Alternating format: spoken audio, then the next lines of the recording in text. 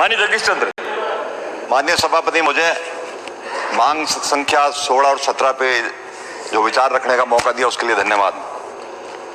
बहुत ही महत्वपूर्ण विषय है और निश्चित तौर पे राजस्थान के लिए नहीं, हिंदुस्तान के लिए इम्पोर्टेंट विषय है। भ्रष्टाचार की जिस तरीके से सीमाएं बढ़ रही हैं और जिस तरीके से व्यापक समाज में फैल रहा है, बड़ा चिंता का विषय है। मैं आपके माध्यम से निवेदन करना चाह रहा हूं कि राजस्थान की सरकार जब से बनी है दोबारा, तो राजस्थान के मुख्यमंत्री जी इस मामले को लेकर बहुत ज्यादा गंभीर है। आज राजस्थान के एसीबी डिपार्टमेंट के अंदर करीब 16 अधिकारी हैं, एक एडिशनल डीजी लेवल के अधिकारी हैं, 3 आईजी लेवल के हैं, 4 डीआईजी हैं, करीब 6 एसपी लेवल के, बाकी पूरा अमला जमला है। माननीय अध्यक्ष सभापति महोदय, मैं आपसे निवेदन करना चाह रहा हूं, ज्यादा लंबे चौड़े आंकड़े में नहीं जाऊंगा। आंकड़े राठौड़ साहब ने बड़े विस्तृत रूप से प्रस्तुत किए। आंकड़ों में इनकी मास्टरी भी है राठौड़ साहब की। ये मेरे जिले के रहने वाले हैं, मेरे रहने से आंकड़ों में मैं इनकी बात को रिपीट नहीं करना चाह रहा, लेकिन मैं आपसे निवेदन करना चाह रहा हूं कि 2019 में 245 प्रकरणों का न्यायालय में चालान किया गया और 102 को चार्जशीट दी गई। 2020 में 239 का ट्रायल चल रहा है और 43 में जो है चार्जशीट दी गई है। और ट्रैप और रेड्स का जहां तक विवरण का सवाल है कि सर 2020 में अवैध तरीके से अपार संपत्ति जिन्होंने अर्जित की है उनके खिलाफ मुकदमे दर्ज किए गए हैं। उसमें गजटेड, नॉन गजटेड सारे अफसर उसमें शामिल हैं। करीब 8 प्रकरण जो है वो गजटेड अधिकारियों के खिलाफ हैं और 9 प्रकरण है वो नॉन गजटेड अधिकारियों के खिलाफ एसीबी ने दर्ज किए हैं। 2020 में ब्यूरो ने 313 प्रकरणों का जो रिश्वत के मामले में रंगे हाथों पकड़ के ट्रैप किए गए उनके खिलाफ मुकदमे दर्ज किए हैं और करीब 70 गजटेड और 243 नॉन गजटेड अधिकारियों के खिलाफ कार्रवाई की गई है। माननीय सभापति महोदय, पद का दुरुपयोग करने के संबंध में 15 गजटेड और 19 नॉन गजटेड अफसरों के खिलाफ कार्रवाई एसीबी ने की है। एसीबी अपने तरीके से राजस्थान में पिछले 3-4 महीने से जो एसीबी का अभियान चल रहा है वो बिल्कुल प्रशंसनीय है। मैं माननीय मुख्यमंत्री जी को और एसीबी के तमाम अधिकारियों को इस बात के लिए धन्यवाद देना चाहता।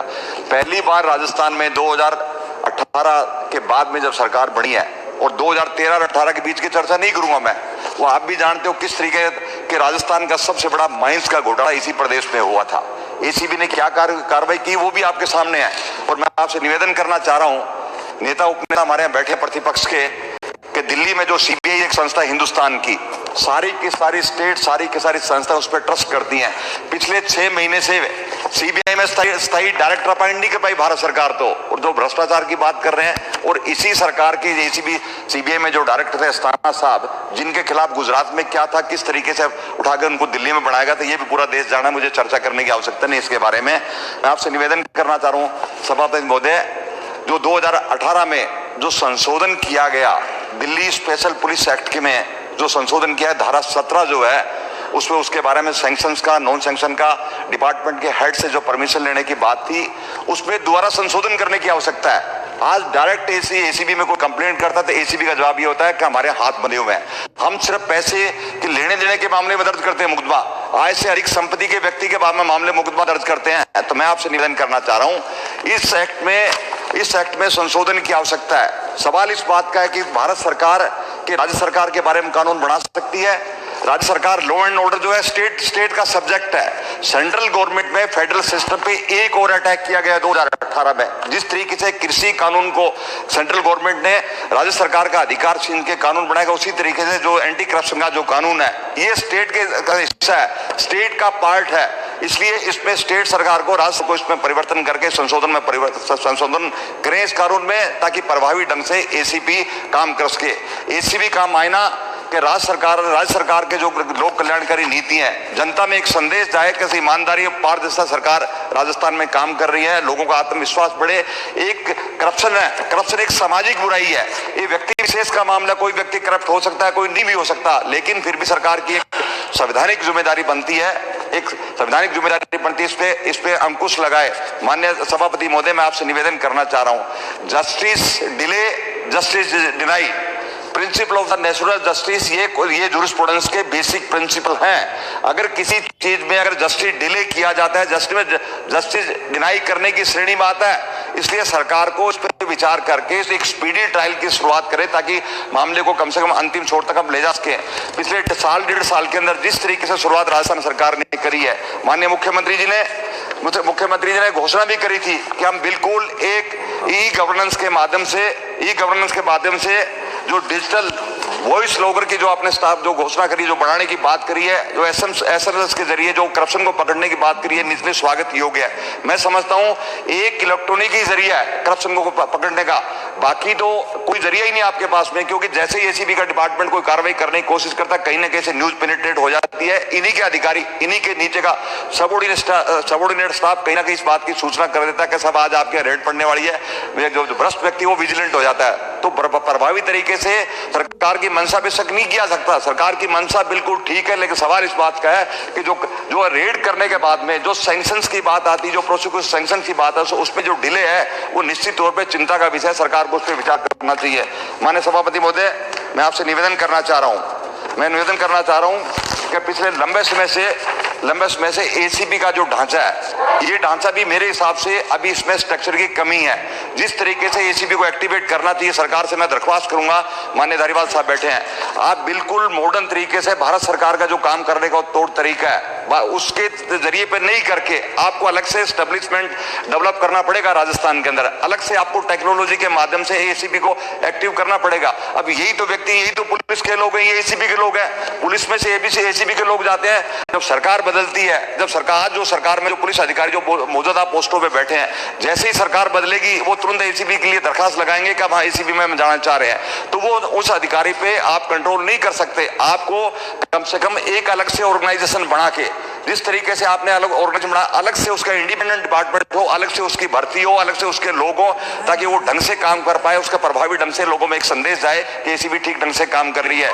माननीय एसीबी के अधिकारियों ने, और बहुत ही एक्सपीरियंस्ड हमारे अधिकारी हैं सोनी साहब, जिन्होंने सीबी में भी काम किया है, ये सीबीआई को तौर तरीकों को भी जानते हैं। मैं जानता हूं इनको किस तरीके से काम करते हैं। इनकी नीयत ठीक है, काम करने का तौर तरीका ठीक है, लेकिन सवाल इस बात का है वो जो नीचे का सबऑर्डिनेट स्टाफ है, दोबारा मैं रिपीट कर रहा हूं कि उस पर कम से कम गौर करे, उस पर ध्यान देने की बात है। माननीय सभापति महोदय, लंबे समय से आप चर्चा इस बात की कर रहे थे कि किस तरीके से राजस्थान में अधिकारियों को नाम लिए गए थे, फला अधिकारी भ्रष्टाचार में लिप्त है।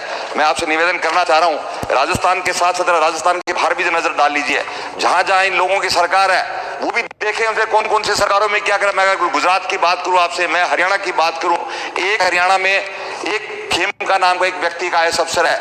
इसी सरकार ने, हरियाणा की मौजूदा सरकार ने 6 दफा ट्रांसफर किया उसका, ईमानदार अफसर का। वो इसलिए ट्रांसफर पोस्टिंग उसकी कर दी गई कि वो ईमानदारी से काम कर रहा है, सरकार के खिलाफ बोल रहा है। वो सरकार के खिलाफ बोलना, किसी की ईमानदारी पे शक नहीं कर सकते आप, लेकिन आपने एक महिला फाइल्ड इंटेंशन के माध्यम से कि सरकार के भ्रष्टाचार को रोकने में वो कोशिश कर रहा है और उसका ट्रांसफर पोस्टिंग आप लोग कर रहे हो, ये बिल्कुल नहीं होना चाहिए। राजस्थान सरकार की जो नीयत है, राजस्थान के मुखिया का पहला एजेंडा था कि जीरो टॉलरेंस भ्रष्टाचार को, और राजस्थान के मुख्यमंत्री प्रभावी ढंग से उस पर काम भी किया है, जिसके रिजल्ट भी सामने आपके आ रहे हैं। इसलिए मैं समझता हूं कि एसीबी को और ज्यादा ताकत देनी चाहिए ताकि भ्रष्टाचार पे हम लोग अंकुश लगा सके। माननीय सभापति महोदय, मैं जेल के बारे में 2-3 मिनट आपसे लूंगा। जहां तक जेल का सवाल है, 1955 का जेल मैनुअल एक्ट है, आज तक उसी ढर्रे पे चले आ रहे हैं। 1955 में क्या स्थिति थी जब एक्ट बना था, आज स्थिति क्या है, इस पे विचार करने की आवश्यकता है। निश्चित तौर पे सरकार इस पे विचार करे। जेलों की जो स्थिति है, जेल शहरों के बीच में आ गई है। गंगानगर की जैसे सेंट्रल हमारी जेल है, उसको शहर से बाहर करने की शिफ्ट की जरूरत है ताकि शहर में वो जगह कम पड़ रही है। और उसके साथ साथ जिस तरीके से जो हीनियस क्राइम करने वाले जो मुलजिम जेलों में होते हैं, जो बंदी हैं, वो किस तरीके से वहां से ऑपरेट करते हैं क्राइम को, ये भी ध्यान देने की जरूरत है। मैं आपसे निवेदन करना चाह रहा हूं कि जब किसी हीनियस क्राइम के मुलजिम की जब पेशी होती है कोर्ट के अंदर, तो 50-50 पुलिस के सिपाही, 50-50 अफसर उसके साथ जाते हैं और पूरा दिन पुलिस एक व्यक्ति के पीछे पूरा दिन वेस्ट हो जाता है। सरकार को चाहिए उनको वीडियो कॉन्फ्रेंसिंग के माध्यम से उनकी पेशी की वो कोई व्यवस्था करे ताकि किसी हीनियस क्राइम वाले मुलजिम को जेल के बाहर नहीं जाना पड़े, ताकि उसकी सुनाई वहीं कोर्ट का जो ट्रायल जाता है वहीं से उसकी सुनाई हो, उसकी निवेदन करना चाहता हूं। इसके साथ साथ हाई सिक्योरिटी जेल की बात है। गंगानगर की सेंट्रल जेल गंगानगर बॉर्डर पे है, अंतर्राष्ट्रीय सीमा भी है और राष्ट्रीय सीमा भी है, इसलिए वो जेल बहुत ही सेंसिटिव जेल है। बड़े बड़े क्राइम के लोग हैं वहां, कई बार तो वहां से मुलजिम को शिफ्ट करना पड़ता है, जोधपुर शिफ्ट करना पड़ता है, अलवर में शिफ्ट करना पड़ता है, कहीं दूसरी जेल में शिफ्ट करना पड़ता है। आप कृपा करके एक गंगानगर में एक नई सेंट्रल जेल की सरकार से मैं दरख्वास्त करूंगा, एक नई सेंट्रल जेल बनाए और बिल्कुल हाई टेक जेल, जिसमें बंदियों का जिस तरीके से जो कैपेसिटी बंदियों की है उसको एक मान्यता के आधार पे उसका भी ध्यान रखना पड़ेगा। महिला कैदियों की स्थिति क्या है, वहां शौचालय की स्थिति क्या है, पानी पीने की व्यवस्था क्या है। इसके साथ साथ एक वैल्यू बेस्ड वैल्यू बेस्ड कैदियों को उनको काउंसलिंग करने के लिए सरकार को एक एजुकेशन प्लान करना चाहिए ताकि उनको काउंसलिंग करे।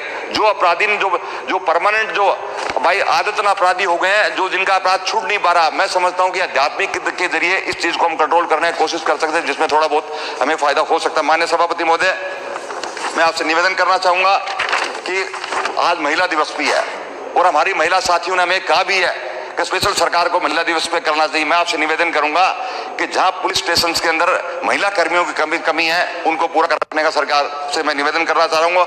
मेरे सादुल शहर विधानसभा क्षेत्र में पुलिस थाना सादुल शहर, हिंदुमल कोट, चूनावड़, कोनी, जहां पुलिस कर्मियों की भर्ती, जो महिला पुलिस कर्मियों की जो संख्या डफी है वो बहुत कम है। आपसे आग्रह करूंगा सरकार से कि उन थानों में को ध्यान में रखते, उनको क्राइम को ध्यान में रखते, बड़े थाने हैं, बॉर्डर के थाने हैं, बॉर्डर के थाने, उनको कृपा लगाने की कोशिश करें। इसके साथ साथ मैं निवेदन करना चाहूंगा, मेरे विधानसभा क्षेत्र में 2 सेंसिटिव जगह है, एक और दूसरा बोरिया, ये दोनों बॉर्डर की जगह है जहां पुलिस चौकी स्टैब्लिश करने की जरूरत है ताकि अंतर्राष्ट्रीय सीमा से जो क्राइम होता है, जो क्रिमिनल्स आते हैं, उसको रोकने की हम कोशिश करेंगे। आपसे निवेदन करना चाह रहा हूं कि इस पर जरूर ध्यान दे सरकार। आपने बोलने का समय दिया, बहुत बहुत धन्यवाद।